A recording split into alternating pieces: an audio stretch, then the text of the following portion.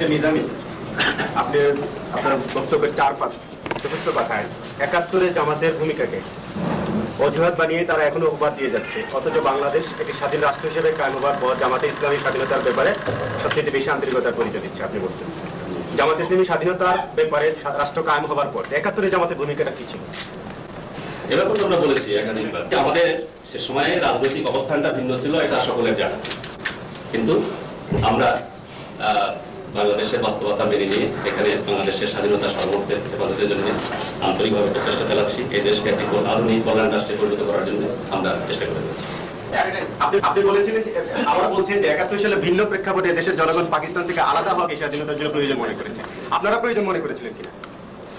আমাদের অবস্থান তো ভিন্ন ছিল, সকলে জানে, কিন্তু জনগণ যেটা মনে করেছে, যেটা বাস্তব, সেটাকে আমরা মেনে নিয়েছি। এটা সকলেই বোঝে, বিবেকবান সকলেই বোঝে। এই দেশের জন্য এখন শান্তিপূর্ণ একটা পরিবেশ প্রয়োজন।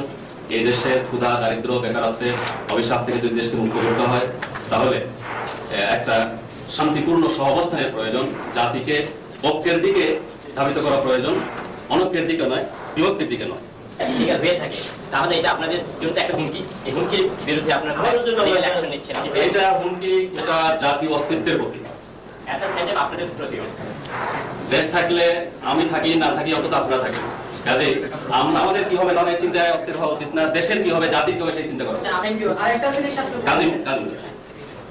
বলেছেন যে স্বাধীনতার পর এখন স্বাধীনতার পক্ষ বিপক্ষ শক্তির কোনো প্রশ্নই আসে না। পৃথিবীর বিভিন্ন দেশে তখন স্বাধীন হওয়ার পরে পক্ষ বিপক্ষের শক্তি বলে একটা কথা থাকে। এক্সাম্পল দেন, না না একটা এক্সাম্পল দেন আপনি, এবং বলুন না না কথা বললে তো হবে না। আপনি একটা এক্সাম্পল দেন যে পৃথিবীর কোন দেশে দেশ স্বাধীন হবার পর এইভাবে স্বাধীনতার পক্ষ এবং বিপক্ষের কথা বলে বছরের পর বছর রাজনীতি করা হয়েছে। একটা এক্সাম্পল দেবেন, একটা এক্সাম্পল নাম বলে আপনি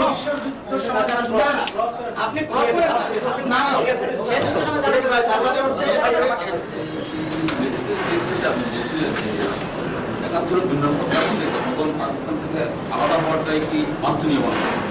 আপনাদের অবস্থানটা ভিন্ন ছিল। আমি কি এটা ধরে নিতে পারি সেদিন আপনাদের যে অবস্থানটা ছিল সেটা পুরো বিপদ অবস্থান ছিল না?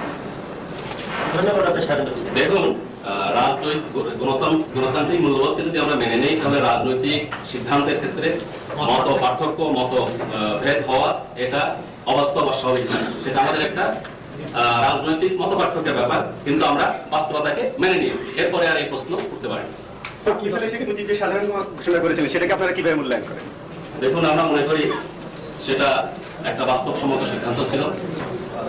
প্রথমত আপনারা দেখুন, 16 ডিসেম্বরের পরে 3 মাসেরও অধিক কোনো জায়গায় মুক্তিবাহিনীর ক্যাম্পের মাধ্যমে গ্রাম পর্যায়ে এক ধরনের বিচার হয়েছে, এবং সেই বিচারে কি হয়েছে আমাদের সকলের জানা আছে, যেটাকে সরকারও শেষ পর্যন্ত নিজের পক্ষে বুমেরাং মনে করে উঠিয়ে এনেছেন।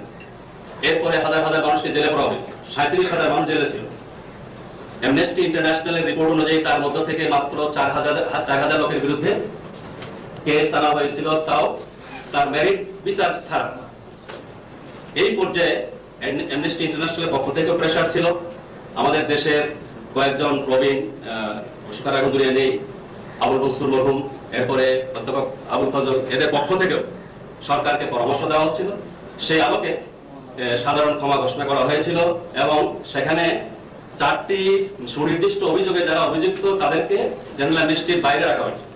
আপনাদের পরিষ্কার জানা আছে, পার্লামেন্টও আওয়ামী লীগের সদস্যরা বলেছেন, হত্যা, ধর্ষণ, লুণ্ঠন, অগ্নিসংযোগ। আমরা পরিষ্কার বলতে চাই, এই 4টি স্পেসিফিক অভিযোগে আমাদের কাউকে অভিযুক্ত করা তাদের পক্ষে সম্ভব হয়। 3.5 বছর ক্ষমতায় থাকা অবস্থায় তারা বহুভাবে ট্রাই করেছে, কিন্তু কোনো অবস্থায় আমাদের কারো বিরুদ্ধে এই সুনির্দিষ্ট অভিযোগ আনতে পারে। অনেক বছর এই দেশে আসছে, প্রতিবাদ হয়েছে, মাঝে মধ্যে প্রতিবাদ হয়েছে, কিন্তু বর্তমান অবস্থাটার মতো ছিল। ওনাকে যখন জামাত ইসলামের আমির করা হলো, তার প্রেক্ষাপটে আপনারা বলছেন যে দেশের সার্বিক স্বার্থে সবকিছু বিবেচনা করতে হবে। আমার প্রশ্নটা হলো যে যদি পরিস্থিতি হয়, গোলাম আজম সাহেবকে জামাতের আমির থেকে সরাই দেওয়া হয়, তাহলে পরিস্থিতি শান্ত হবে, তাহলে কি আপনারা তা করবেন? আমাদের অভিজ্ঞতা এটা নয়। গোলাম আজম সাহেবের ব্যাপারে আজকে আপনারা হয়তো শুনছেন যে ৭১ অভিযোগ আনা হচ্ছে। আমি আপনাদের কাছে জানতে চাই ৭০-এর আগে কি কোনো ৭১ ছিল? ৭০-এর আগে কোনো ৭১ ছিল না। তখন গোলাম আজম সাহেব ভাষা সৈনিক হিসেবে পরিচিত ছিলেন। 50-এর দশকের 60-এর দশকের সকল গণতান্ত্রিক আন্দোলনের প্রথম সারির নেতা হিসেবে স্বীকৃত পরিচিত ছিলেন। এরপরে ৭০-এর নির্বাচনী অভিযানে যখন তিনি নেমেছেন, তার মিটিং এ বাধা দেওয়া হয়নি। পল্টন তার প্রমাণ, আরো বহু প্রমাণ আছে। 1988-তে সাইদি সাহেবের তফসিল মাহফিলে পর্যন্ত বাধা শুরু হলো। কি জন্য? তিনি ওয়াজ করতে করতে জনগণের মধ্যে জনপ্রিয় হয়ে গেছে। জামাত ইসলামী বা ইসলাম এদের টার্গেট। আপনারা দেখেন যারা গোলাম আজম সাহেব ইস্যু বানিয়েছে, তারা কবিতা উৎসব করতে গিয়ে বলছে কবিতা রূপে মৌলবাদ। জাদুঘরে কি হয়েছে? শান্তির সম্মেলন হয়েছে, সেখানে আনছে মৌলবাদ। অতএব এটা ব্যক্তি গোলাম আজম এখানে টার্গেট না। যারা এটা করছেন তাদের টার্গেট ইসলাম। ইসলামকে তারা মৌলবাদ, সাম্প্রদায়িকতা নামে আখ্যায়িত করে ইসলামের পথকে এখানে তারা রুদ্ধ করতে চান। ইসলামের পথে জনগণের যে একটা বাঁধ ভাঙা জোয়ার সৃষ্টি হওয়ার পরিবেশ সৃষ্টি হচ্ছে, এটাকে তারা রুখতে চান। সেই ষড়যন্ত্রের অংশ এটা আমার মনে হয়। আপনি বললেন জামাত ইসলাম এবং ইসলামকে টার্গেট করা হয়েছে, জামাত ইসলাম এবং ইসলামকে সমর্থক কিনা, আপনি কি তাই বলতে চাচ্ছেন? আমরা এটা মনে করি না, কিন্তু তারা মৌলবাদ যখন বলে তখন শুধু জামাত ইসলামীকে ধরে না। ইসলামের কথা বলে যিনি পটেনশিয়াল লিডার হিসেবে সামনে আসবেন তাকে তারা এট প্রেজেন্ট বাংলাদেশে জামাত ইসলামী ইসলাম প্রতিষ্ঠার ক্ষেত্রে পটেনশিয়াল একটা পার্টি। গোলাম আজম সাহেবের লিডারশিপ সারা বিশ্বে পরিচিত একটা পটেনশিয়াল লিডারশিপ, সেজন্যই তার টার্গেট করা হয়েছে। আলজেরিয়ার ব্যাপারটা তো আমাদের কাছে পরিষ্কার, সেখানে তো গোলাম আজম নাই। জনগণের দ্বারা নির্বাচিত একটি দল ক্ষমতায় যাচ্ছিল এবং তাদেরকে রক্ষা হচ্ছে মৌলবাদী বলি সামরিক শাসন এবং গণতন্ত্র রক্ষা করা। সামরিক শাসনের গণতন্ত্র রক্ষা করছে। আর সেখানে আমাদের দেশে প্রশ্ন করা হচ্ছে যে যারা এই সালভেশন ফ্রন্টকে ঠেকাচ্ছে তারা হলো গণতান্ত্রিক, আর বাকি হলো মৌলবাদী। মানে সেখানে গণতন্ত্রী আর মৌলবাদীর সংগ্রাম। অথচ সেখানে দেখা যাচ্ছে, তাহলে দেখা যাচ্ছে যে বিষয়টা আসলে মূলটা হচ্ছে আদর্শ ইসলাম। এক এক জায়গায় এক একটা কৌশল তারা অবলম্বন করছে। গোলাম আজম এবং জামাত ইসলামের বিরুদ্ধে যাদের কলম সোচ্চার, যাদের মুখ সোচ্চার, তারা কিন্তু আলজেরিয়ার বিরুদ্ধেও সোচ্চার, আলজেরিয়ার ইসলামিক সালভেশন ফ্রন্টের বিরুদ্ধেও সোচ্চার। কাজে এখান থেকেই বুঝতে হবে আসল রহস্যটা কোথায়। বাংলাদেশে জামাত ইসলামের যে রাজনীতি ইসলামকে যে আলজেরিয়া সালভেশন ফ্রন্ট একইভাবে মূল্যায়ন করছেন আপনাদের এখানকার প্রতিটা সালভেশন ফ্রন্ট? আমরা সেটা বলতে চাচ্ছি না। আমরা যেটা বলতে চাচ্ছি যে আমাদের বিরুদ্ধে যে বন্ধুরা কথা বলছেন, তারা আলজেরিয়ার ইসলামী জাগরণের বিরুদ্ধে কথা বলছেন। আমি যেটা বলছি যে আমাদের ব্যাপারে এখানে তাদের সালভেশন ফ্রন্ট সম্পর্কে যে কথাবার্তা বলা হচ্ছে যে তারা এসে আলজেরিয়া ইসলাম প্রতিষ্ঠা করবেন এরকম ধারণা এবং বিশ্বাস এই মুহূর্তে তারা খুব একটা সমীচীন উদ্যোগ করতেছে। দেখুন আপনাদের কথাবার্তা থেকে যেটা আমি বুঝছি যে ইসলামিক সালভেশন সেখানে গিয়ে ইসলাম প্রতিষ্ঠা করবে, এটাকে আপনারা মনে করছেন? না, আমাদের মনে করার ব্যাপার না। তারা জনগণের ভোটে নির্বাচিত হচ্ছিল। ফার্স্ট ফেজ নির্বাচনে তারা রায় পেয়েছে, সেকেন্ড ফেজ নির্বাচনে তারা আরো বেশি রায় পেত। রায় পাওয়ার পরে তারা ইসলামী শাসন ব্যবস্থা, সমাজ ব্যবস্থা কায়েম করতে সক্ষম হতো না হতো সেটা পরে কথা। আমরা এখান থেকে সেটা মন্তব্য করার কেউ নেই। সেই দেশে জনগণই এ ব্যাপারে চূড়ান্ত রায় দেওয়ার অধিকার। সেই জনগণের রায়কে নস্যাৎ করা হলো বুলেটের জোরে। এই বুলেটের জোরে জনগণের রায়কে নস্যাৎ করার পক্ষে যারা সিম্পিতি দেখান, তারা একমাত্র ইসলাম বিদ্বেষী বলেই দেখেছেন। আর তো কোনো কারণ থাকতে পারে। আপনাদের সাথে আওয়ামী লীগের একটা সুসম্পর্ক ছিল, হঠাৎ করে ভাঙলো কেন? এটাই বলুন। সুসম্পর্ক নষ্টের কোনো কারণ তো আমরা ঘটাই, এটা তাদের কাছে জিজ্ঞেস করতে পারে। আওয়ামী লীগের সাথে সম্পর্ক আমাদের যা ছিল এখন তাই আছে। আমাদের দিক থেকে এমন কিছু করিনি যে কারণে কোনো সম্পর্ক অবনতি হতে পারে। বিএনপির সাথে আপনাদের সম্পর্ক বজায় আছে তো? আওয়ামী লীগ কি নিশ্চিত হয়েছে যে ইন্ডেমনিটি দিলে আপনাদের সমর্থন পাবে না? এভাবে তারা আমাদের কথা হয়।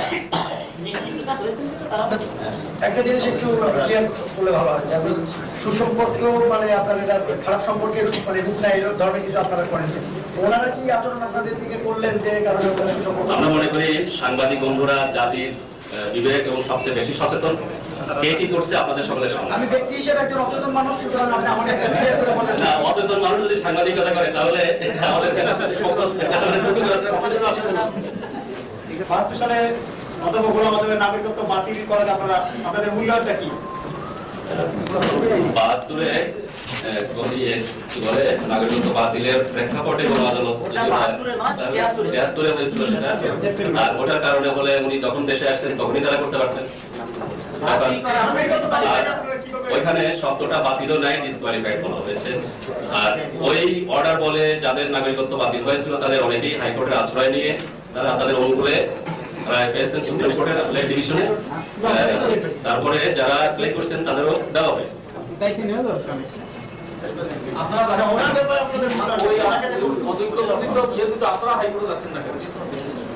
আমরা হাইকোর্টে যাওয়ার প্রয়োজন মনে করি না। আমরা তাকে জন্মগত নাগরিক মনে করি, বাংলাদেশের সিটিজেনশিপ অ্যাক্টের ভিত্তিতে তিনি নাগরিক। এরপরে যে অর্ডার বলে নাগরিকত্ব ক্যান্সেল করা হয়েছিল এ ব্যাপারে সুপ্রিম কোর্টের যে ভার্ডিক্ট রয়েছে সে আলোকে তিনি নাগরিক। যদি কেউ মনে করে তিনি নাগরিক নন, তার দায়িত্ব এটা প্রমাণ করার জন্য কোর্টের আশ্রয় নেওয়া।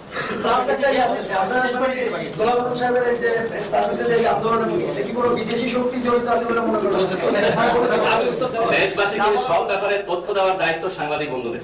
আপনাদের পরিবেশিত তথ্যের ভিত্তিতে আমরা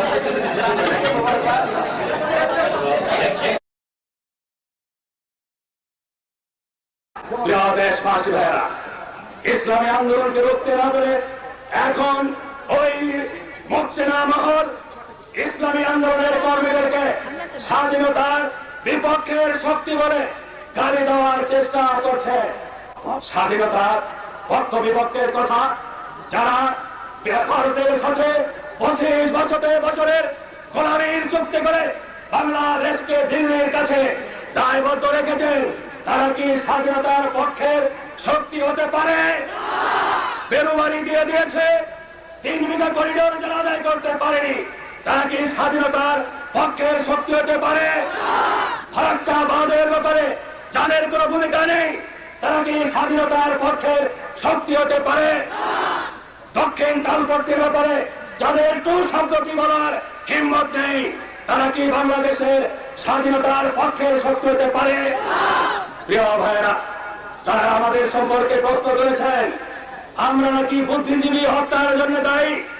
তারা 3.5 বছর ক্ষমতায় থাকতে বুদ্ধিজীবী হত্যার বিচার হলো না কেন? বিচার তো দূরের কথা, তদন্ত কমিটির রিপোর্ট তাদের আমলে প্রকাশ না হওয়ার কারণ কি?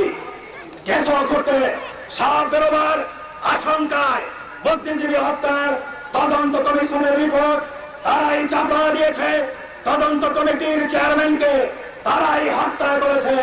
অতএব 20 বছর পরে রাজনৈতিক স্বার্থে আজ এই প্রশ্ন তাদের কোনো অধিকার নেই। বাংলাদেশ উত্তর 3.5 বছর ক্ষমতায় থেকে বুদ্ধিজীবী হত্যার যারা বিচার করতে পারেনি, তদন্ত করতে পারেনি, কারণ এই বুদ্ধিজীবী হত্যার নায়ক তারা জানতো ওই সিরাজউদ্দিন হোসেন বেঁচে থাকলে বাক্সার গঠনের প্রতিবাদ করত, তাই এই বুদ্ধিজীবীদেরকে আগেই তারা সরিয়ে দিয়েছিল।